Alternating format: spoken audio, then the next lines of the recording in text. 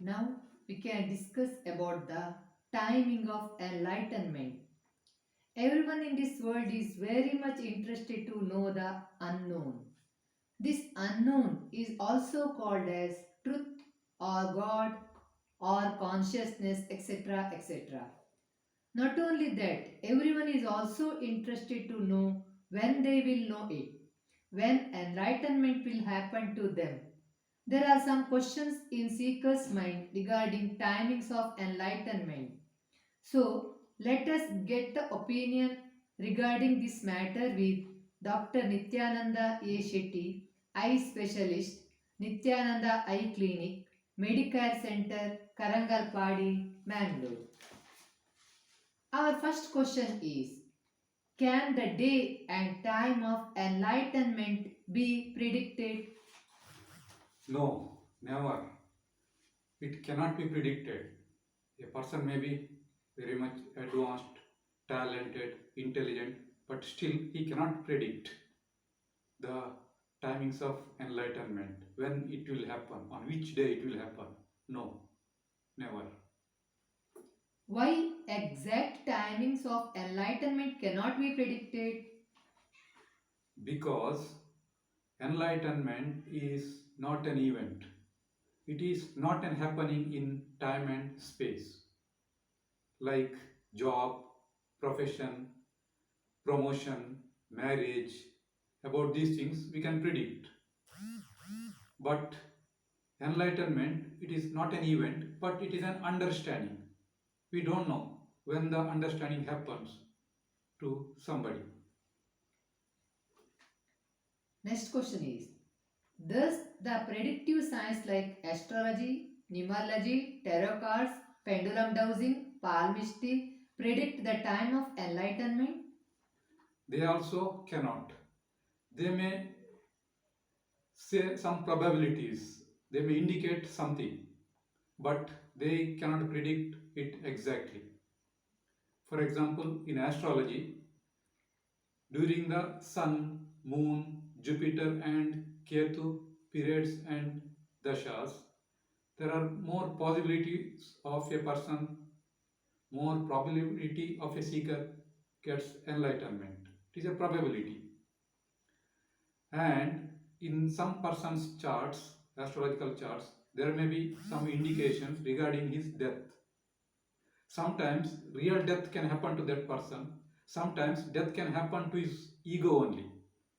So there, death of the ego is considered as the death of the person, and that could be a point, or that could be a indication towards the enlightenment. But still, it cannot be perfect.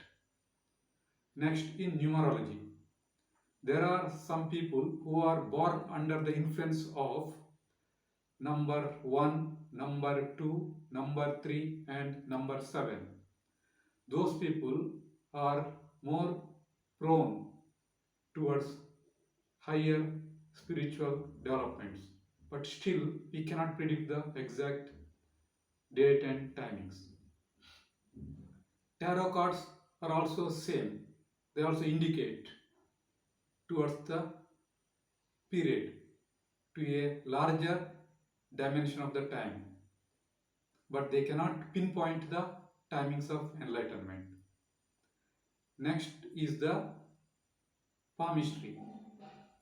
The people who are having elevated mounts of Sun, Jupiter, Moon, and Ketu, they have high probability of getting enlightenment. Still, the timings cannot be predicted. The exact day and time cannot be predicted. The last is the pendulum dowsing. Pendulum dowsing, of course, it by different techniques of pendulum dowsing, we may get very close to know it. We may probably go very close to detect the timings and day, but still it cannot be perfect.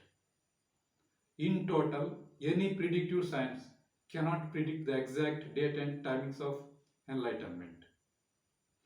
Our next question is, can pre enlightenment moods predict upcoming enlightenment? They also can't.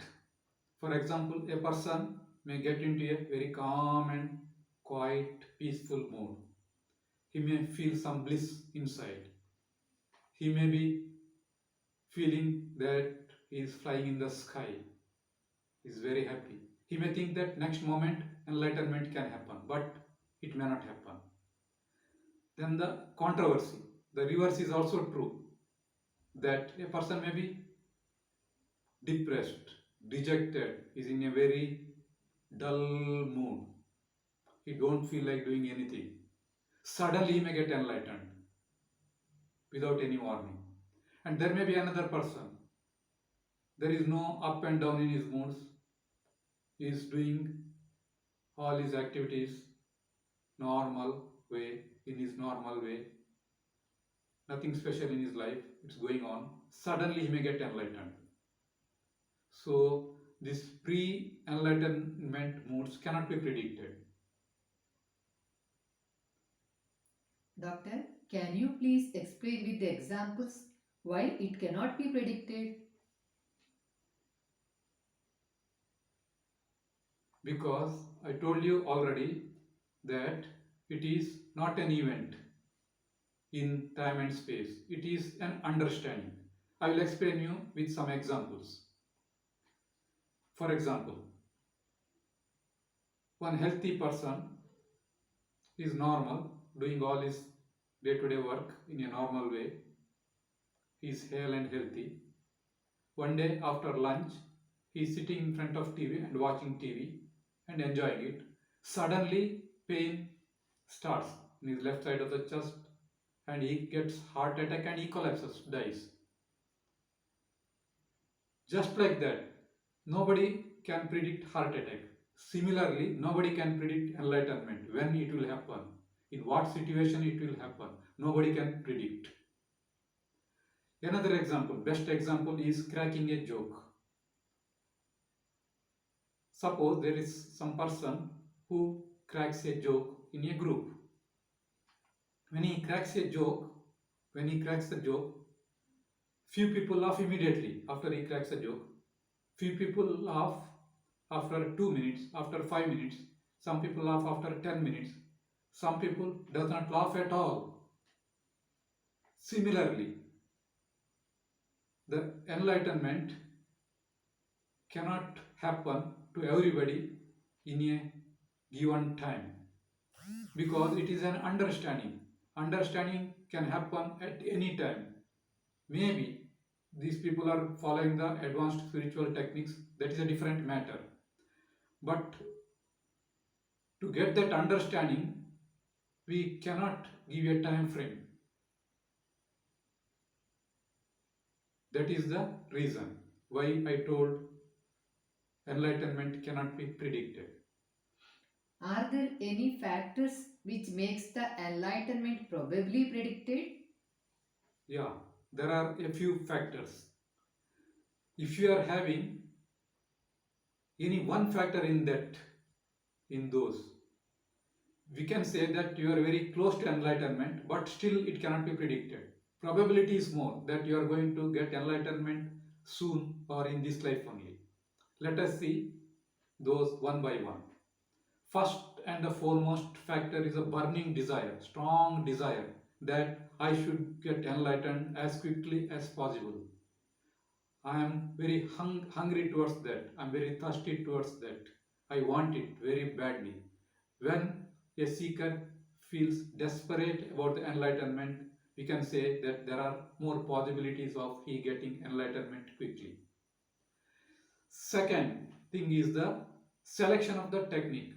If you select a time-tested, good, powerful, quick enlightenment technique and give your whole heart to it and practice it 100% involvement.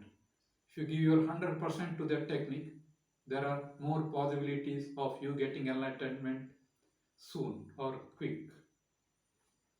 Third factor, those who cannot decide which technique is fit for them, they can go for this third technique that is living with the master and listening to his teachings, analyzing his teachings, and contemplating on his teachings, serving him. By this method, there are more possibilities of them getting enlightened. The fourth very important factor is the deconditioning. Now let us see what is meant by conditioning. See, we are having some fixed way of thinking, acting, behaving, etc. etc. by some fixed ideas which are born by our deep-seated impressions in our mind.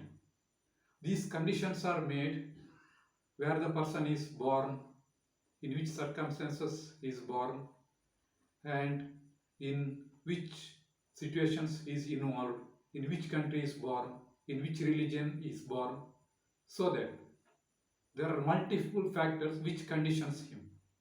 So when a person becomes aware of these conditionings and when he is ready to decondition those things, there are more possibilities of he getting enlightenment very quickly. And the last and the very important factor is the advanced silence. If a person can practice silence, means non-talking, for advanced duration, maybe 12 days, 21 days, like that, more and more days, and if he practices his routine techniques in this silence, there are more possibilities of he getting enlightenment very quickly or in this lifetime only. Out of these factors, you select any one or two and incorporate in your life or day-to-day routine. If you can combine all the five, nothing like that, we can guarantee you that you will be enlightened very quickly, very fast. But still, I am going to say my last word, that day and timings of enlightenment cannot be predicted. With this, we can end this question and answer session. Thank you.